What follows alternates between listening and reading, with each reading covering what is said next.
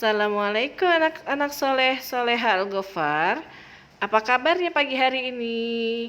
Alhamdulillah luar biasa bersama Aryad. Allahu Akbar. Oke, Alhamdulillah kita telah sampai di tema 6B. Subtema 2, bekerja sama mencapai tujuan. Pembelajaran 1 sampai 3. Sebelum kita belajar, hendaklah kita membaca doa terlebih dahulu. Doa belajar dibaca. A'udzubillahi minasyaitonirrajim. Bismillahirrahmanirrahim. Rabbi zidni ilma warzuqni fahma.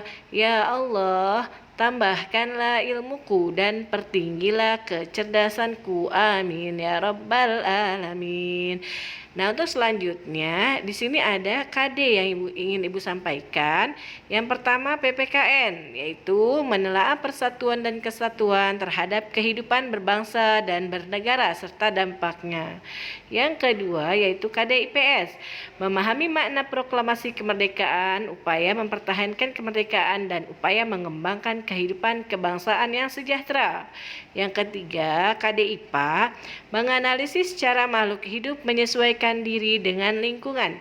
Yang keempat bahasa Indonesia, menggali informasi penting dari sejarah menggunakan aspek apa, di mana, kapan, siapa, dan bagaimana. Untuk terakhir SBDP yaitu memahami penampilan tari kreasi daerah. Oke, sebagaimana telah kita ketahui bahwa tanggal 17 Agustus 1945 Indonesia menyatakan kemerdekaannya. Nah, Proklamasi Kemerdekaan Indonesia dibacakan pada tanggal 17 Agustus 1945 yang merupakan bentuk pernyataan bahwa negara Indonesia telah merdeka dari penjajah. Namun, tidak hanya itu, walaupun kita sudah merdeka, dinyatakan merdeka, ternyata masih banyak peperangan-peperangan setelah itu. Nah, upaya dalam mempertahankan kemerdekaan Indonesia dilakukan dengan dua cara, yaitu yang pertama dengan pertempuran, yang kedua diplomasi atau melalui perundingan. Nah, upaya mempertahankan kemerdekaan dengan pertempuran diantaranya terjadi di wilayah-wilayah berikut. Yang pertama di Surabaya. Nah, pasukan sekutu mendarat di Surabaya tanggal 25 Oktober 1645 yang dipimpin oleh AWS Malabi. Alasannya awalnya untuk melucuti tawanan perang. Namun, pada kenyataannya dia melakukan penyerangan di penjara Kalisosok. Yang kedua melepaskan tawanan Belanda. Nah, selanjutnya si AWS Malawi ini memberikan pamflet yang berisi perintah agar rakyat menyerahkan senjata yang direbut dari Jepang. Selanjutnya rakyat tidak mematuhi, lalu terjadilah perlawanan yang menyebabkan pertempuran pada tanggal 27 sampai 29 Oktober 1945. Rakyat lalu mampu merebut kembali wilayah-wilayah yang dikuasai sekutu. Nah, pada tanggal 30 Oktober 1945, Presiden Soekarno datang ke Surabaya untuk berunding dengan AWS Malabi dengan hasil gencatan senjata. Namun, Belanda melanggar hasil perundingan dan mengeluarkan ultimatum pada tanggal 9 November 1945. Yang isi ultimatumnya itu meminta rakyat Indonesia menyerahkan senjata hasil rampasan dari tentara Jepang. Jika tidak, Belanda akan menyerang kota Surabaya dari darat, laut, ataupun udara. Nah, namun rakyat mengabaikan ultimatum tersebut. Lalu terjadilah pertempuran besar pada tanggal 10 November 1945 di Surabaya. Nah, wilayah yang kedua yaitu Bandung. Rakyat Bandung mendengar berita mengenai proklamasi kemerdekaan Indonesia. Rakyat perlahan-lahan berupaya mengambil alih kantor pemerintahan dari tangan sekutu. Awalnya sekutu berhasil menguasai Bandung bagian utara setelah mendapatkan perlawanan dari TKR atau Tentara Keamanan Rakyat melalui ultimatum pertama yang dikeluarkan pada tanggal 21 November 1945. Tanggal Tanggal 23 Maret 1945, Sekutu mengeluarkan ultimatum kedua untuk mengosongkan Bandung bagian barat. Tentara Rakyat Indonesia bersama rakyat berunding menyetujui untuk mengosongkan Bandung bagian selatan demi menghindari pertumpahan darah. Namun bersama rakyat membumi hanguskan kota Bandung bagian selatan. Maka karena itulah peristiwa tersebut dikenal dengan Bandung Lautan Api. Nah, yang ketiga, di wilayah Ambarawa atau Semarang. Pada tanggal 20 Oktober, Brigadir Jenderal Battle tiba di Semarang. Tujuannya yaitu untuk mengurus tawanan bekas perang. Namun pada kenyataannya dia membebaskan tawanan dan dipersenjatai sehingga membuat rakyat murka.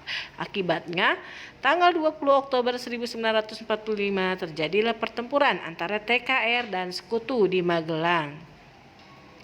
Pada tanggal 20 November 1945 terjadi perang sengit antara Sekutu dan rakyat di Ambarawa. Penyebabnya, pasukan Sekutu dikirim dari Magelang ke Ambarawa dan membom desa-desa sekitar Ambarawa. Nah, pada tanggal 21 November 1945 datang bantuan TKR dari Jogja mengepung Ambarawa. Tanggal 12 Desember, Jenderal Sudirman memerintahkan untuk menyerang Ambarawa dari berbagai penjuru.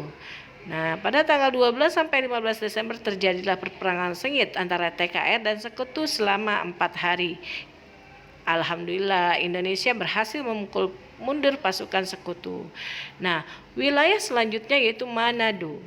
Nah, pertempuran ini terjadi di daerah sekitar kota Manado, juga di Eja, Manado, di semenanjung Minahasa di bagian utara Pulau Celebes atau Sulawesi Indonesia. Tanggal 11 sampai 12 Januari 1942 sebagai bagian dari serangan Jepang untuk merebut Hindia Belanda. Pertempuran ini dicatat sebagai pertama kalinya dalam sejarah Jepang, di mana mereka mengerahkan pasukan terjun payung dalam operasi militer. Tentara Sekutu melarang Indonesia mengibarkan bendera merah putih. Namun terjadi perlawanan di berbagai wilayah Manado. Nah, peperangan ini dikenal sebagai Pertempuran Merah Putih. Wilayah selanjutnya yaitu di Bali. Pertengahan Desember 1946, I Gusti Ngurah Rai memerintahkan pasukannya untuk melucuti persenjataan tentara Sekutu. Tanggal 20 November 1945, Sekutu mengerahkan pasukannya untuk mengisolasi Bali dan Lombok. Akibatnya terjadilah pertempuran sengit di Margarana. Nah, pertempuran ini dikenal dengan Puputan Margarana. Oke. Nah, anak-anak, setelah kita mendengar kisah-kisah pertempuran setelah hari kemerdekaan, sekarang kalian bacalah teks peristiwa Bandung Lautan Api yang ada di buku paketmu halaman 56 sampai 57. Nah, setelah itu buatlah peta pikiran seperti contoh di halaman 58, lalu jawablah. Gunakan kalimat efektif yang dalam tulisanmu. Nah, dalam menggali sebuah informasi dalam suatu teks, kita bisa menggunakan pertanyaan.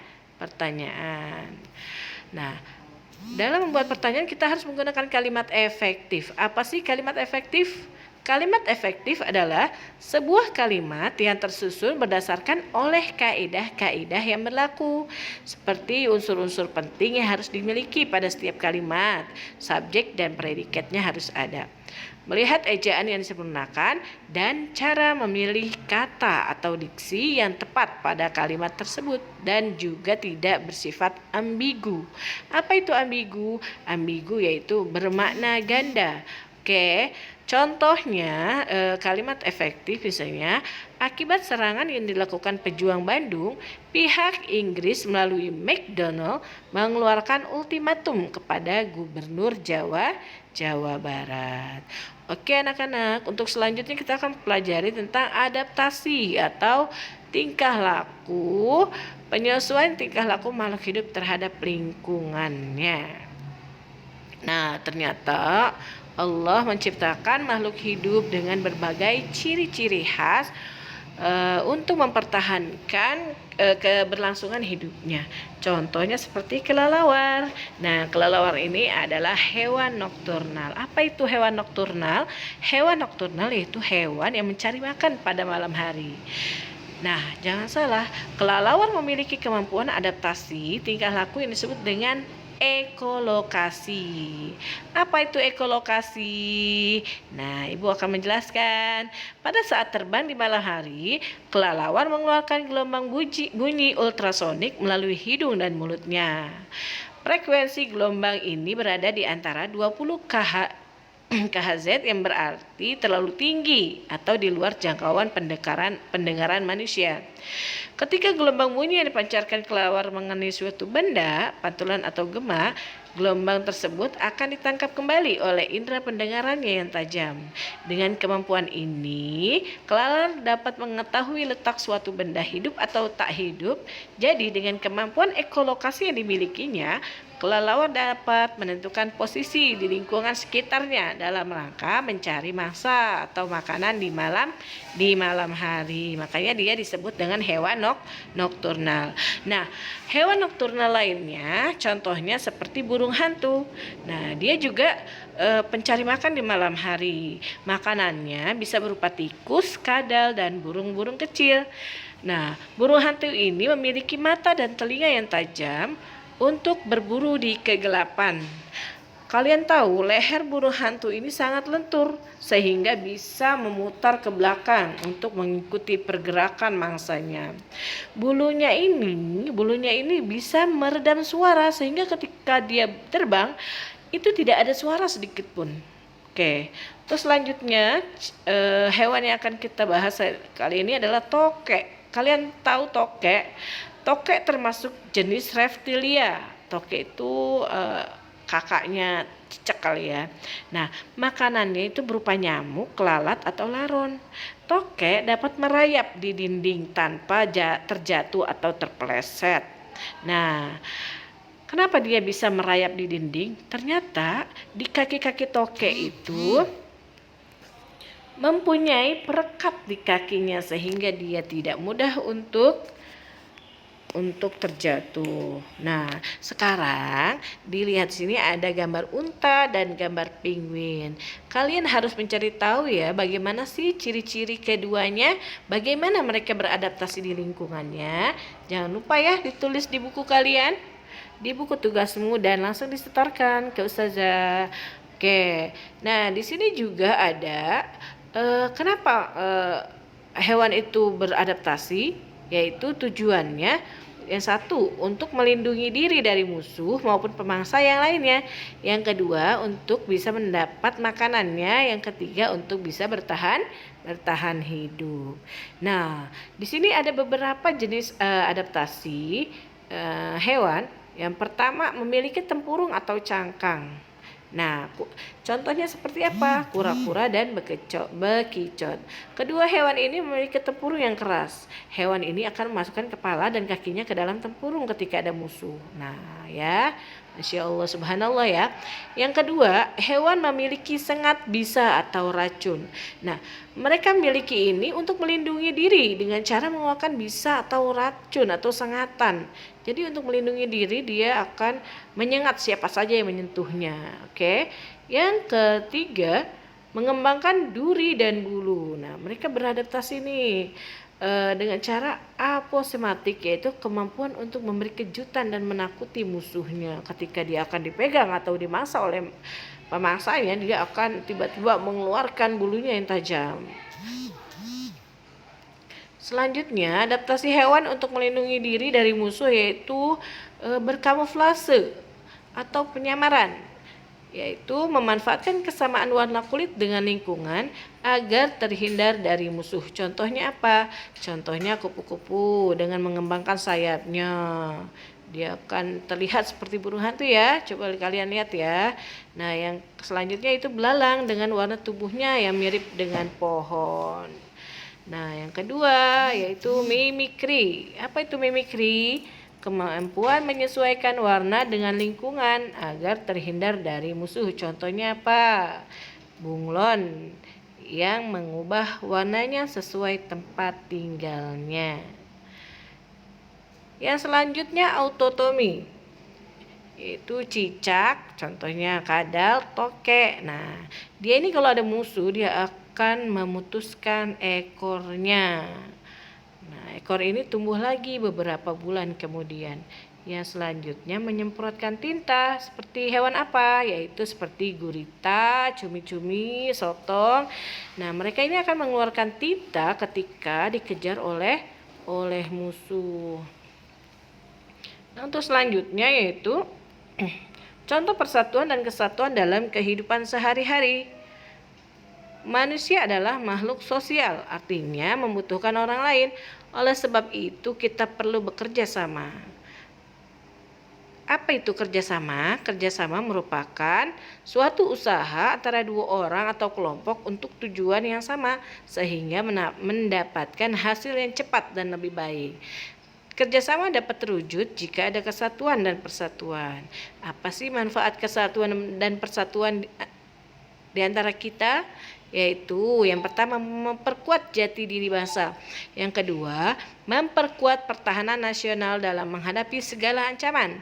Yang ketiga, memudahkan dalam pencapaian tujuan nasional, yakni melindungi segenap bangsa Indonesia, memajukan kesejahteraan umum, mencerdaskan kehidupan bangsa, melaksanakan ketertiban dunia. Yang keempat, menciptakan suasana aman, tentram, dan damai. Yang kelima, menjaga keutuhan bangsa, menghindari perpecahan. Yang ketujuh, pembangunan nasional akan berjalan dengan baik dan lancar. Nah, itu ya. Jadi manfaat persatuan dan kesatuan itu. Untuk selanjutnya kita akan mempelajari tentang pola lantai tarian daerah. Yang kalian tahu ada pola lantai horizontal, vertikal, zigzag. Nah, kita akan pelajari dua pola lantai di tarian tortor. Yang satu yaitu gerakan dengan pola lantai horizontal, berarti kita berbaris ke samping ya. Nah, yang kedua di dalam tarian tortor juga ada gerakan dengan pola lantai membentuk huruf V. Berarti biasanya ini ada 3 orang penari atau 5 orang. Nah, kalian boleh ya mempraktekkan pola lantai garis lurus dan pola lantai bentuk V dalam tari daerah. Oke. Mungkin hanya itu dari Bu Dedah. Sekian dan terima kasih. Sebelum kita akhiri, kita baca doa surat Wal Asri. Oke, surat Wal Asri dibaca. A'udzubillahi minasyaitonirrajim. Bismillahirrahmanirrahim. Wal 'asr. Innal insana lafi khusr illa alladziina aamanu wa 'amilus shalihati wa tawasaw bil haqqi wa tawasaw bis sabr. Shadaqallahu